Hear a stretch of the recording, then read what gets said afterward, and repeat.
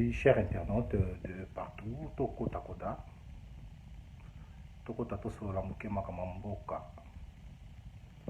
Toko Tato Sola Mukema Kamamboka, Karanenge Tolobaka, que ce qu'il kamba Kolo des alliés, Toko continue toujours Koloba, Toko continue toujours Kosolola, Toko Tato Sola Mukema Kamamboka, de l'autre Sola Maba Point moins bébélé.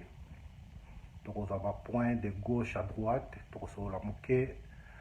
Makambo ezo le kakati na République démocratique du Congo pe na kata diaspora car ndenge na lobby ba point za mwa mingi o to solo la lelo to solo un peu ba détail ebele na kanisi toyebi information oyo eza koleka mikolo yo eza information ya makambo elekaki na Suisse na Genève to solo muke problème ya Genève to solo muke problème oyo et ça la polémique dans les réseaux sociaux pour la bande de ya IDPS pour la bande de mususu oyo toza koloba ete base ya IDPS ya mona des peuples congolais to va ko décortiquer yango ko expliquer yango ceux qui basent na raison ceux qui ndenge nini mais avant tout to bande émission na biso lelo la pesi bande ko nyonso baza connecter maintenant mbote ya mingi partager vidéo oyo eza vidéo tozo sur la muke ko yeba ko éclaircir un peu le peuple congolais de partout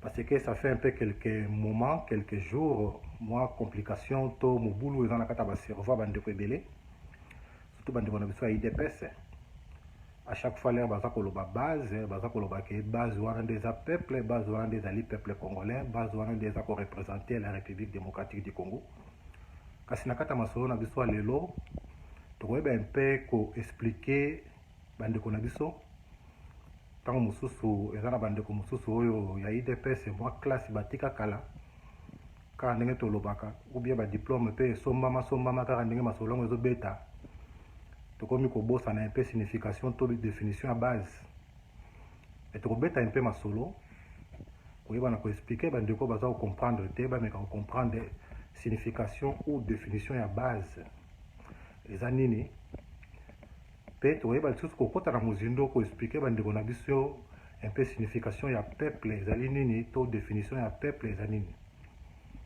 kasi avant tout d'abord to bana émission na biso ya lelo napesi mbote mingi na bandeko nyonso baza connecté maintenant nasengi na bino vidéo oyo bo partager yango vraiment bo partager yango parce que eza vidéo oyo ça n'a rien à voir avec polémique tozosola toujours makambo mboka ndenge tolobaka parce que ndenge nalobi sika siko mpe na répété mosusu mwa ba polémique mwa ba tiraillement mpe kobungelisa makanisi muke na bandeko na biso mosusu oyo baza na difficulté un peu ya comprendre la différence entre peuple et base bandeko na biso ya IDPS balobi na biso ete base yango wana peuple mpe bandeko na biso mosusu balobi peuple na base eza biloko mibale me nakanisi bandeko na biso bazolandanga sika sikoyo na kati na biso mwa mingi mpe tokenda classe mais eza na bandeko mosusu mpe mwa classe yango mpe totika kala mais na kati na yango tokoyeba mpe kobeta définition koyeba que signifie la définition de la base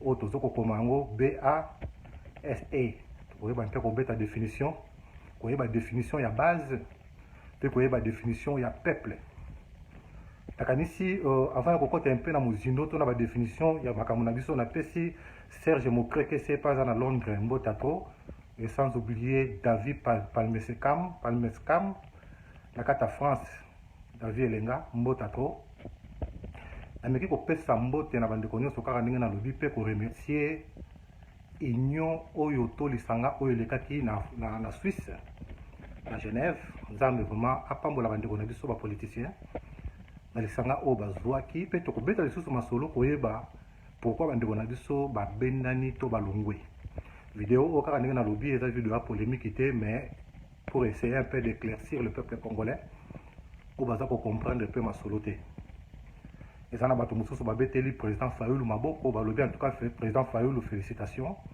na idée ozwi mpe na likanisi wana en tout cas koba mpe eza na bato mosusu batelemeli babengi ye traître mpe eza na bato mosusu bafélicité président Félix Tshisekedi mpe eza na bato mosusu mpe babengi ye traître mais tokoessaye un peu kocomprendre la réalité des choses La kanisi peuple congolais tobo sanate bandeko na biso 7 les bakendaki na Suisse déjà bango nyonso baza na vision politique mon côté foto yebango na kata ndako soko bali mwasi to mwasi na mobali boza na vision mon côté et ça très difficile pour botambola ensemble ata bofandi une année ata bofandi 2 ans suka bokota na divorce.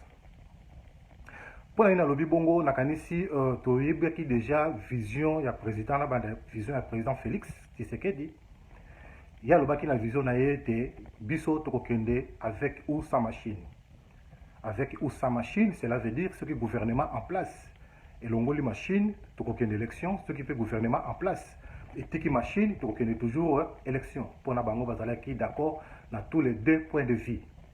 Alors, ce qui totali côté oyo ya caméré azali lokola caméléon, côté mususu alobi ke toboyi machine, côté mususu alandi Félix alobi ete machine ou pas biso tokende kaka. Position na ye ebani te kaka ndenge tolobaka lokola mwana ndeke to lokola ndenge tolobaka mananga ngulu. Mais côté président Moïse Katumbi tomonaki yena Fayulu pena Mbemba batikalaki vraiment ferme koloba ete en tout cas toboyi tricherie ezala tokokende élection oyote avec machine. Ce qui va nettoyer fichier électoral était tokokende pe élection oyote vraiment tokoboya. Bakendaki na Suisse pour na koyeba kopona président koyeba kopona muto oyo ako représenter bango na élection oyo kozala le 23 décembre 2018. Bien sûr tokokoloba ete bango bayebi ke machine kozala pourquoi bakokende kopona candidat unique. Bazokokende kopona candidat unique tout simplement candidat oyo akomema ba peuple congolais na élection présidentielle oyo kozala le 23 décembre mais à condition que sa machine à voter. Wana ezali vision ya quand ya Fayulu, quand ya Moïse Katumbi, quand ya Mbemba, pe quand ya Matungulu, pe quand ya Muzitu. Bango batelemi bazali vraiment ferme balobete tokokende élection mais à condition que ba préalable wana ezala respecter pe accord ya Saint-Sylvestre ezala respecter. Ce qui accord ya Saint-Sylvestre ezali respecter te tokokende na élection oyo te pe tokoboya yango. Cela veut dire bango bazali na camp oyo ke bazali déjà préparé pour la campagne électorale, bazali déjà préparé pour la représenter président donc candidat unique oyo ya opposition, mais il y a des conditions. Des conditions ezali ete ceux qui machine à voter ezali, cela veut dire président Fayulu a passé te comme candidat dans l'élection présidentielle pour ça la campagne naie et que n'était na souka. Cela veut dire qu'il y a des conditions. Alors nous sommes les autres dépendre dans le 23 décembre ceux qui machine wana ils allaient toujours. Alors Félix na caméré bango ba une élection mais parti où il y a 5 personnes bango ba ko abolir l'élection ba ko kendete parce que bazali ferme ba lobete tondime élection to présenter bino candidat na biso. Mais biso tokokende élection tout simplement ce qui ba condition autolobby est à respecter. Mais côté à président Félix Tshisekedi il y a lobby était machine ou pas biso tokokende élection tozana posa était Kabila tokomisa na suka peut-être pe et comme jour wana il y a le 23 décembre to moni pe élection ngo pe ezalité alors to lingi to kangaye tina suka. Mais côté mususu il y a 5 leaders ba lobby était toboyi to ba risque tout est possible tokomona tokomi le 23 décembre tomoni ba machine panzani na intendit de la République démocratique du Congo mobimba pe moye tozonga le souci métalité tokokende élection oyote yango na bomona ki leur vote wana salamaki c'est tout à fait normal était ba vote wana ezala un peu deux camps séparés. Il y a des gens oyo babandaki ko appuyer élection et salama avec ou sans machine à voter. Yango bomonaki ete Félix Tshisekedi abimaki na bavoix muke parce que azalaki minoritaire parmi batoyo bandimaki voter salama avec ou sans machine à voter. Mais ce qui tomoni côté mususu oya les 5 leaders oyo batikalaki bango balobaki ete biso tozali totikali ferme na décision na biso tolobete tokokende na élection oyo te à condition que machine à voter elongwa fichier électoral ezala nettoyer ba prisonniers oyo bazali na kati ya République démocratique du Congo pe oyo bazali libanda bazala libéré pe média ya Congo ezala na disposition ya bato nyonso wana tokoki kokende élection oyo. Donc cela veut dire que ezalaki déjà problème oyo ekabolaki les deux camps. Ndenge na lobi les deux camps ezalaki vraiment séparé na ba idée na bango. Donc idée politique bazalaki na yango idée mon côté. Il y a des gens oyo bazalaki d'accord kokende une élection avec ou sans machine. Il y a aussi d'autres personnes oyo bazalaki contre balobi que soki machine ezali biso tokokende élection te. C'est par là tout le monde que l'air baleki na vote, c'était vraiment tout à fait normal. Et te Félix Tshisekedi abima na ba voix moko faible, c'est parce que azalaki majorité te kati na oyo bazalaki na yango na Suisse. Kasi eloko nini tomoni et eloko esali ba peuple congolais pasi makasi ezali retrait ya signature. Ba peuple congolais moi éclaircissement moké oyo tolingi to solola koyebisa ba peuple congolais était eloko oyo babengi signature peut-être biso baafricain toyebi valeur na yango te mais mundele ayebi valeur na yango. Toza awa na poto tomonaka ete ata eloko nyonso oyo kokozwa ata na poste ata na bureau partout bakoyebisa yo monsieur tu peux signer ici.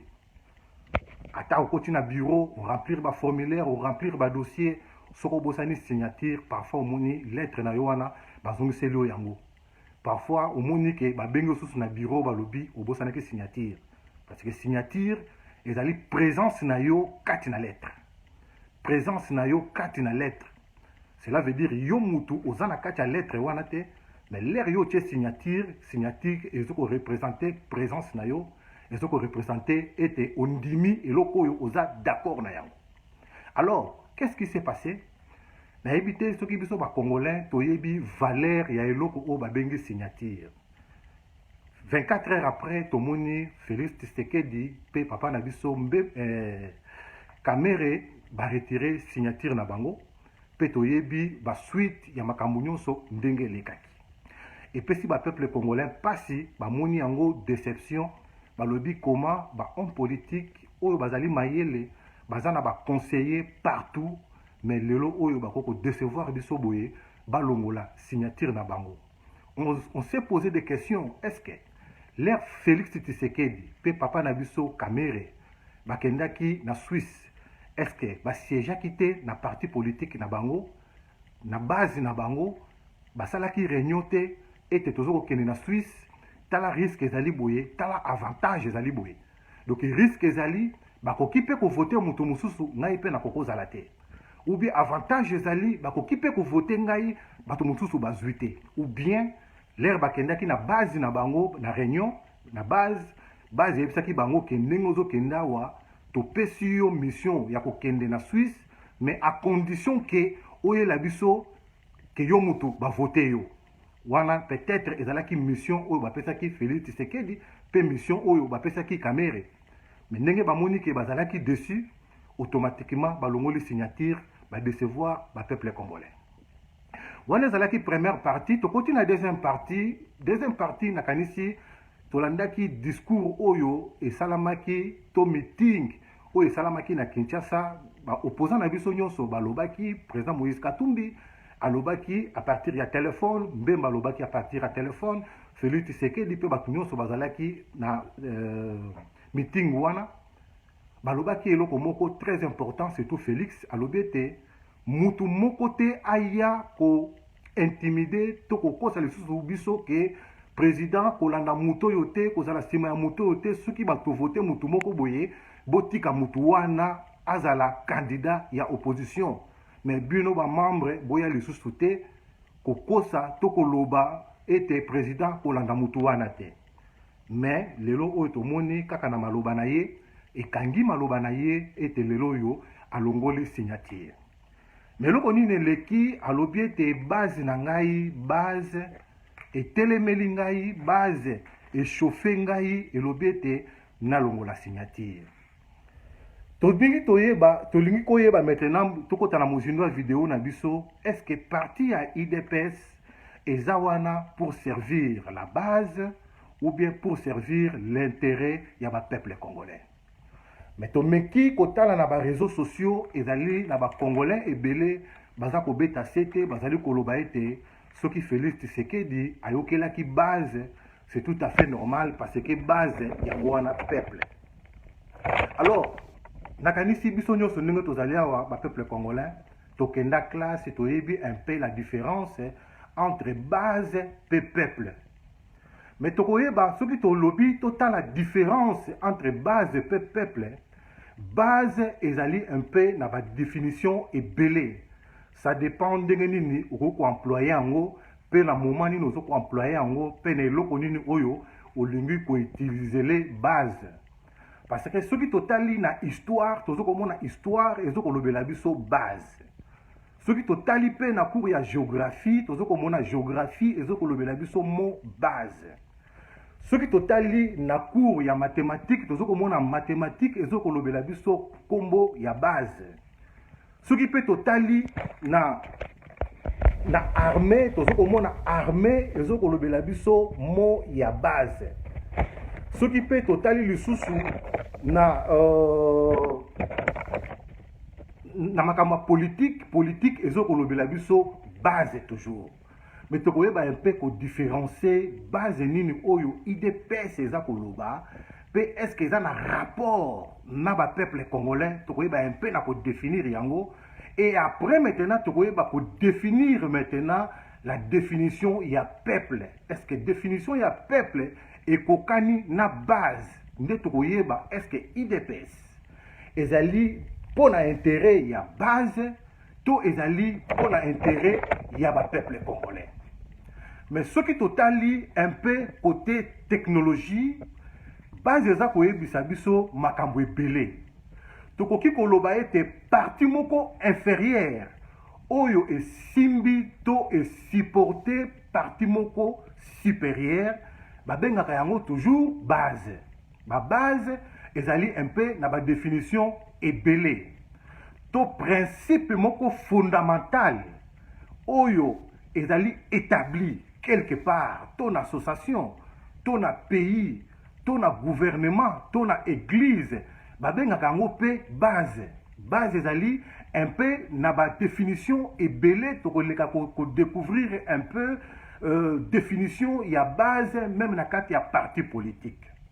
Mais ce qui totali pe lisusu base tozoko mona bandeko na biso parfois oyo bakendaka pique-nique to bandeko na biso oyo to bandai ko benga bango ba scout et pai oyo ba bandai ko kende ba tie bandako na bango oyo bandai ko lalela esika wana pe lié wana pe ba bandai ko benga ngo toujours base. Base ezali un peu na ba définition oyo ebele soki tolobi to banda koloba yango lelo oyo tokolalawa. Soki totali côté armée tozoko mona na armée terrestre to na armée aérienne to na armée navale bazali pe na oya bango babengaka base.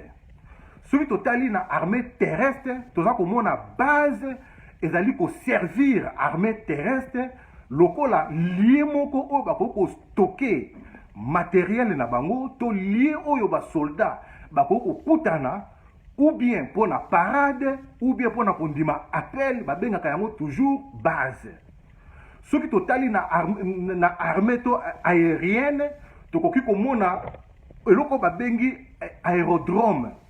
Aérodrome parti wana aérodrome babengaka yango pe base. Mais ezali aéroport te, c'est une petite partie ya aérodrome to aérodrome babengaka yango pe base. Base ezali un peu na ba définition ebele oyo tokolinga koyeba. Pourquoi nazo pesa ba définition oyo pour essayer un peu de comprendre est-ce que IDPS bazali wana pona base to bazali wana pona ba peuple congolais. Mais ce qui totali côté parti politique to côté chimie pe ezoko tanga toujours base. Mon base ezali pe na kata chimie. Soki totali ba mama na biso l'air ba longolaka ba vernis na manzaka il utilise produit o ba bengaka base.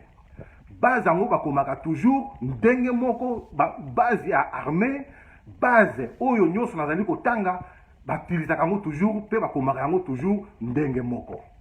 Soki totali lisusu côté ya armée toujours lokola armée navale esika oyo bastokaka ba matériel to ba tenue to ba armement na bango babengaka yango toujours base.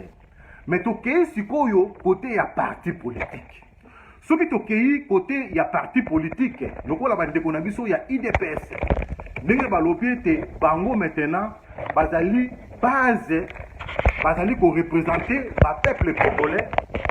Base côté parti politique ezali nini?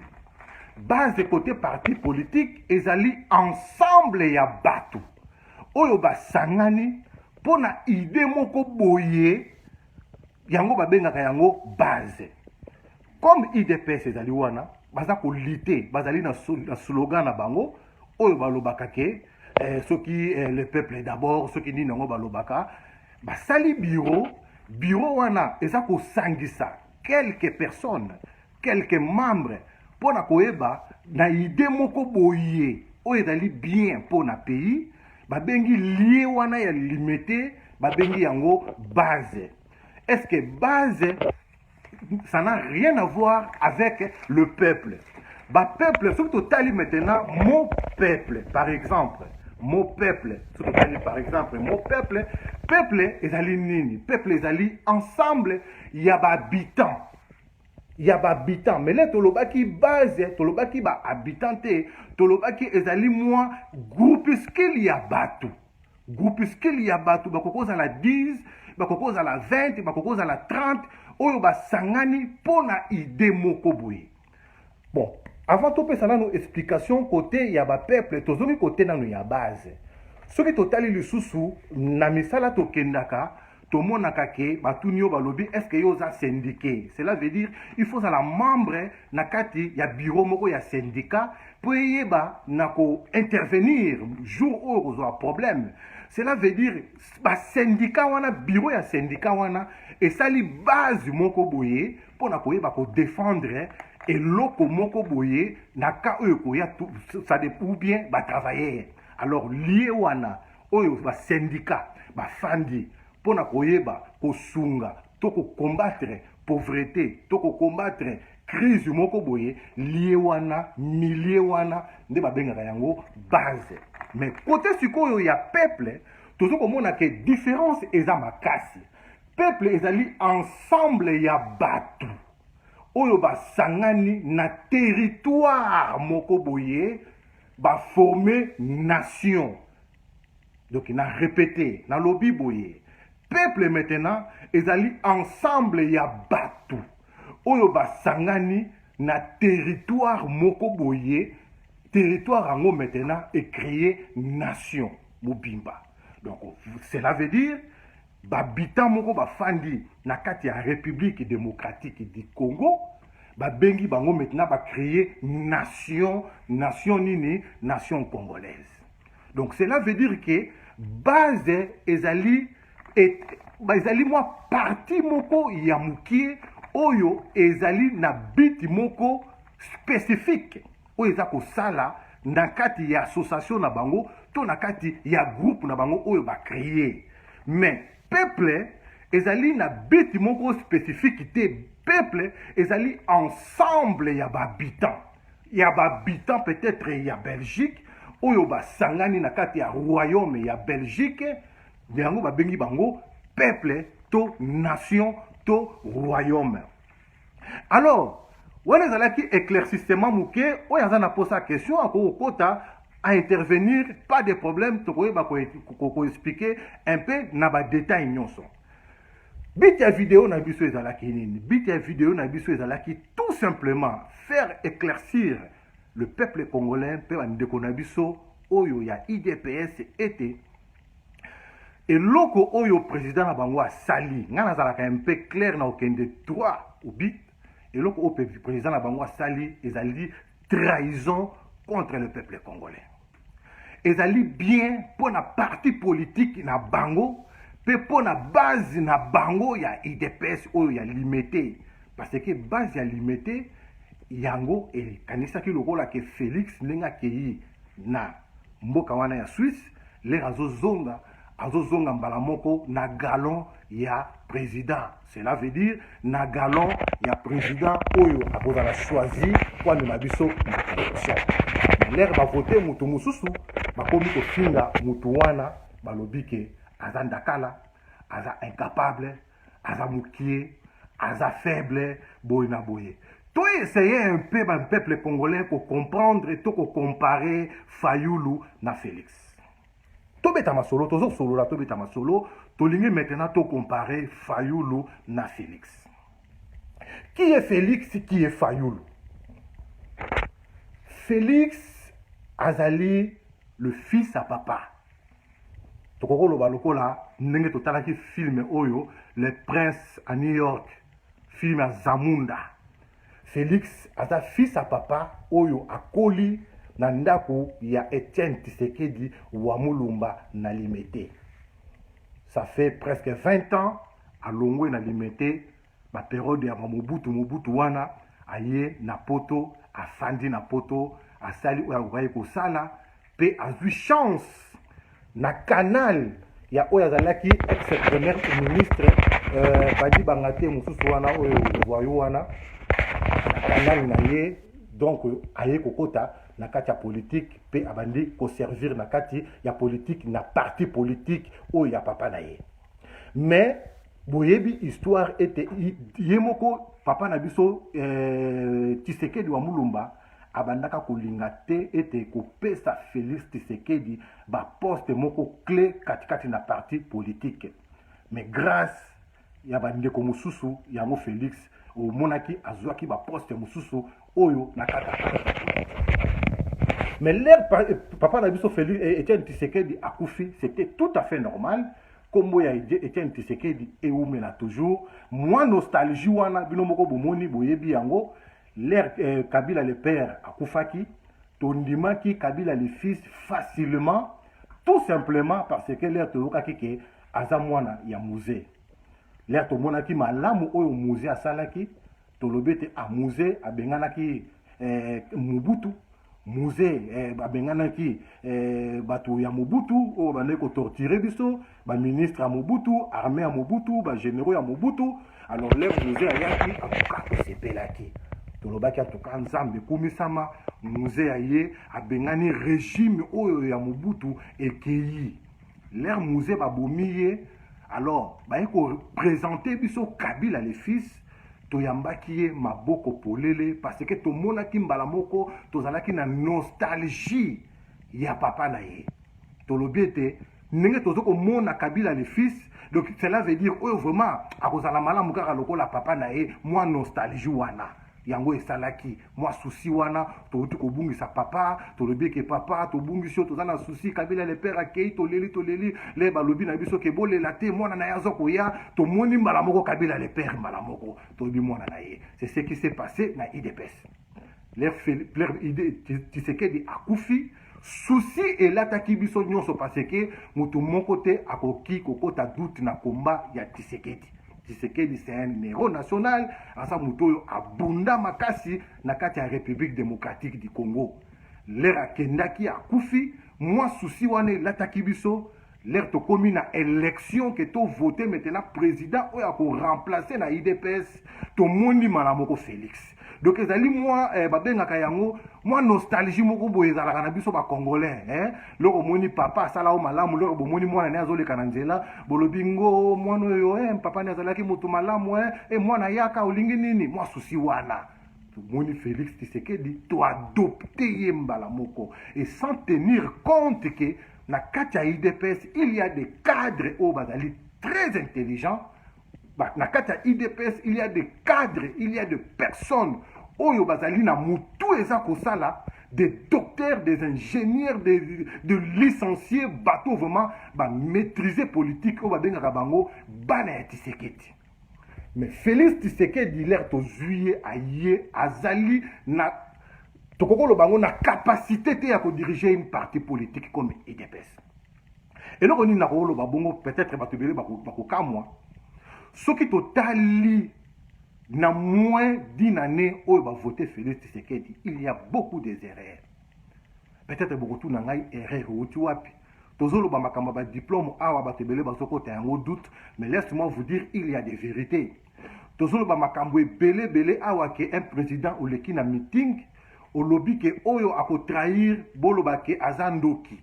Mais pas même 6 mois au trahir bakangi maloba na yo wana kaka oyo lobaki, il y a des vidéos qui circulent. Oyo likambo yo kutu Tshisekedi dans son vivant et aurait au comme la été. Même pas 24 heures au kamati signature na yo au longoli, tout simplement parce qu'un petit au babengi que secrétaire général na yo, un petit ce qui moi na il y a 70 ans a bengi on a téléphone à lobby Félix, je te donne 48 heures. Un président. Bon, et ça na bilo comme sous ces autres là, et ça le kola kengai na fani na ndako na nga na zui téléphone, j'appelle mon pasteur dans le but pasteur Stéphane, je te donne 48 heures au contredire message au thé qui na église, ce côté tu vas me sentir. Ngai mon dimi na zui téléphone, j'ose appeler mon pasteur pour vous savez que je te donne 48 heures au contredire message wana, sinon tu vas me sentir. Pasteur Aleki a lobby que na contredire message wana lobaki parce que un frère m'a appelé au téléphone. Le peuple congolais, tout tika fanatisme, surtout au lobaki. Félix, normalement, il est incapable de diriger parti. Il y a mon de la IDPS. IDPS est la première partie, il y a opposition quand il y a la République démocratique du Congo. Et la deuxième partie, quand il y a Congo. Donc, si on a dit deuxième partie, cela veut dire que nous parti oyo et dans le pouvoir. Après, bataille parti, il y a opposition, il y a mounene. Surtout qu'à côté parti à opposition, c'est IDPS. Et dans le poids, il y a félicité. C'est ça la raison où un petit comme Kabound, il ose de prendre son téléphone, et même pas téléphone, de passer devant le média, devant la presse congolaise et internationale. Il y a le président et un parti, un nomaki, que je te donne 48 heures. Ça ne se fait pas, ça se fait nulle part. Ça se fait nulle part. À ce qu'ils étaient, à mon normal, ils s'en fichent de éviter ceux qui malobana lobaki, et là qui pour créer un peu bateau congolais, bateau mboka, tout ça là qui pour ridiculiser le président naïe. Tous les gens qui pensent que face à coup d'État, on se pose des questions, on ne sait pas. Il y a un peuple congolais, Félix Tshisekedi, il est incapable de diriger un parti politique comme IDPS. Kamer est au côté parce que Kamer a suiviste. Kamer est l'air Monique et Yindi, Félix Tshisekedi, va passer 48 heures. À Lengi, dans la chambre d'hôtel à Bruxelles, il prend son téléphone, comme pardon, vraiment, papa n'a pas Tshisekedi, il ne pouvait pas faire ça. Et Kamer Ramoni Boye, il a appelé sa base pour créer quelque chose comme ça, on a profité que base n'a pas été et ebi nako tianga panzi likolo. Le peuple congolais, vidéo aussi dans salle yango ezali vidéo moko trop triste ya kolakisa comment biso ba peuple congolais tozali komona na pamba na monde international, toza komona na pamba na communauté internationale. Yango Kabila aza ko sakana na biso, aza ko seka biso parce que FCC banda ezala ki créer baza ko respecter ba signature na bango, baza ko respecter ba accord na bango. Kabila aza ko continuer Bosenga qui est dauphin, il a signé à PC Dauphin, il n'a pas changé. Mais demandez-vous un peu de questions sur qui Kabila a retiré signature naïe. Alors que non, FCC est obligé de retirer signature naïe que Dauphin n'a présenté Kibino, n'a représenté Bino en 2020, n'a retiré la signature. Et c'est une catastrophe. Parce qu'il n'y a pas de président, c'est une catastrophe. Mais l'air de lobby, et Félix Tshisekedi, il avait raison, il a retiré signature naïe, c'est normal, Azan a droit au retirer signature. Signature, c'est quelque chose qui est sacré, surtout, et pas il y a un président. Signature, et c'est le combo sacré. Ba retirer ango pamba pamba te. Signature, ba retirer ango pamba pamba te. Et ça, le la somoko beti, c'est la parole donnée, signature. Donc, on a approuvé à parole naïo. Yangwana ibloko ya mike boye ezomonisa ke na kata gouvernement na biso na kata politique na biso tozana na ba politiciens oyo baza mature te, toza vraiment immature, tozo ko se comporter loko la bana mike pe soko lobby okoyoka bande ko mususu baza ko taper munoko makasi ba lobby kasi base yangwana peuple. Non, base eza peuple te, base c'est autre chose, peuple c'est autre chose. nakanisi na utuko expliquer awa la différence entre base na peuple na utuko pesa ba définition awa définition entre base et peuple. Base c'est autre chose, peuple c'est autre chose. Donc cela veut dire oyo IDPS esalaki na Kamere basali mpona kosepelisa base na bango emonani ke bazali bacadre to bazali bato oyo bazokobunda mpona intérêt ya bacadre na bango ya base na bango mais non ya bapeuple congolais. Donc base na bango ezalaki na posa président na bango nommé bango bakoma lokola candidat présidentiel ke bango bazwa baposte bayebi ke Félix soki nommé ye tosala campagne bien nga na kozala peut-être ambassadeur nga kuna na bakotinda nga peut-être ambassadeur en États-Unis nga bakotinda nga peut-être gouverneur wapi mais soki ezali matungulu ça va être un peu difficile. Donc cela veut dire eza combat moko oyo Kamere na Félix bazoko bunda mpona intérêt ya base na bango. Base na bango et se retrouver comme IDPS c'est-à-dire parti oyo et bunda pendant 40 ans en opposition. Maintenant ils ont bunda pour l'intérêt à ma base, pour l'intérêt à ma cadre na bango, non intérêt à ma peuple congolais. Voilà ma peuple congolais et dans la vidéo mouké à réveil patriotique autour de tout ça là pour nous faire un peu éveiller ma peuple congolais koye ba été Kamere na Félix ils sont là pour l'intérêt à ma base. Il y a une grande différence entre base et peuple. Base, c'est autre chose. Peuple, c'est autre chose.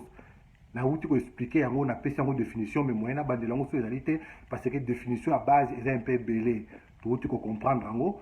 Si vous avez vidéo na ngane bandele, vous saurez un peu ma explication nyonso on a pesi à propos ya base pe à propos ya peuple. Nzamba pambola ba oyo so bakotaki na pesi milambo mbote na pesi pasteur na ngeleka na kata Bruxelles ngeleka Joao Mbote na bosanite Ziko na pesi Mbote Pole Wanga na pesi Mbote mama na ngai Eveline Tumba na pesi Mbote mwasi ya pasteur na ngaka Nkwenda na pesi pasteur Stéphane Mbote atro na bosanite Christian Kitoko na bosanite Trice Benise na pesi Mbote et mama na ngai Nzinga na pesi Mbote Colette Nzinga na pesi Mbote na bosanite Mike Mavuela Mbote atro Chris Oyeri na peso Mbote Anastasia Mbombo na peso Mbote na pesi papa Jojo Mbayo le président de tous les présidents Mbote atro nzamba pambola ba onoso bakotaki qui vient de Didier mon petit qui vient de Didier na peso Mbote atro Pierre Antoine na peso Mbote atro na mama Colette Nzinga bon Mbote atro mama na ngai Bruno Baningela Mutaide Pes na peso Mbote atro moi na Félix Tshisekedi Bruno Baningela na peso Mbote atro Dani Bokombe Tsunami Serge Nangamoko na peso Mbote atro David Elenga Mbote nzamba pambola ba ondo so bakotaki comme ça tokutani na vidéo mususu oyo tokosala prochainement. Merci.